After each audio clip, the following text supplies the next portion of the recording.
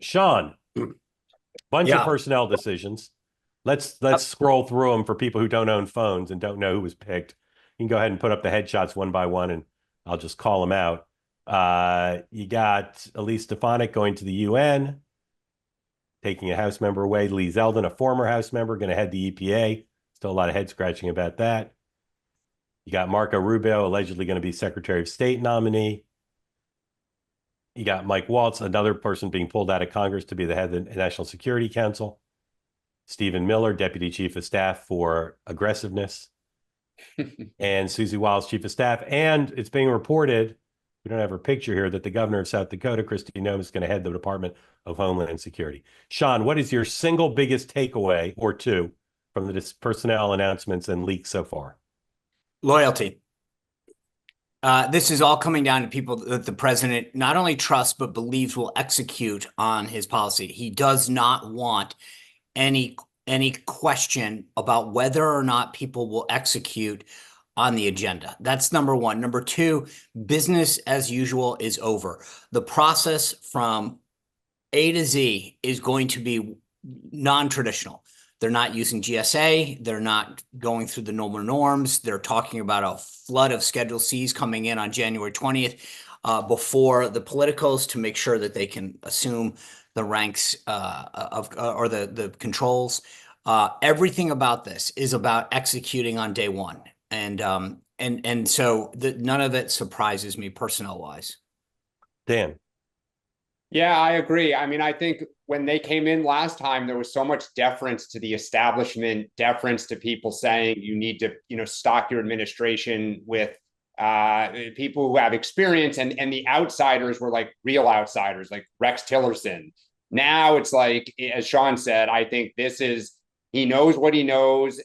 He wants people who are going to execute. He doesn't want the resistance. And I think he's getting ready to move very quickly, if not essentially being the quasi-president right now.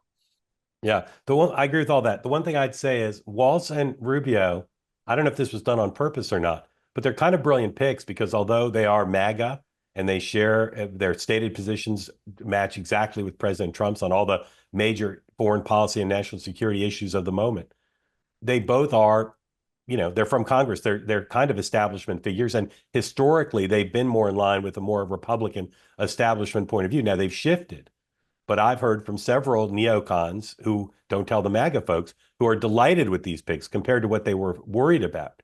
That in Waltz and Rubio, they think they have two people who are not going to dismantle NATO, are not going to surrender to Putin, are not going to engage in a ruinous international trade war. So I think all administrations, sort of traditional administrations, try to do this. They try to pick people for big jobs who satisfy lots of people and everybody sees in them what they want to see.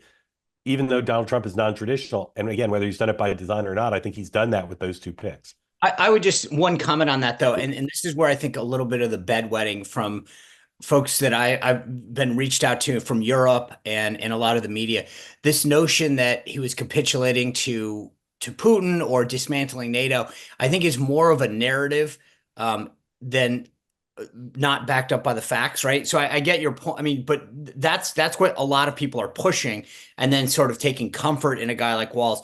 I don't think Trump was ever going to do that to begin with. So there is a bit of a balance, but I think very, very strong picks. I mean, and I obviously a subtext by this, if you take Stefanik and Mike both out, you're at 218 right there, assuming we don't pick up any additional seats. That's going to be a problem for Johnson. And here's the big question I have. Does Mike Johnson seize the moment? Does Mike Johnson get in there and say, all right, guys, we've not been able to always play as a team. President Trump needs us now. For the next 3 months, I'll work with you, but I can't have any dissension or the Democrats are going to win. And so until we find, I mean, they're saying what, 4 or 5 months to replace Waltz in Florida. They are, this is a problem, and Johnson needs to rise to the moment or they're not going to get the Trump agenda through. And at the same time, if there's some early dysfunction, these races give Democrats a chance to get off the mat, to show that they're making strides, that they're making changes, and that they can be competitive again.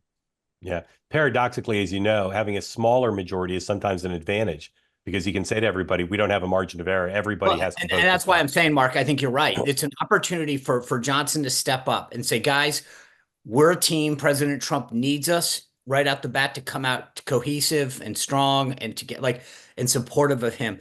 And if you want to be the one guy or woman that screws this up, that's not, it's going to show. And I think, Yeah. but it's imperative that Johnson be the leader that they need right now.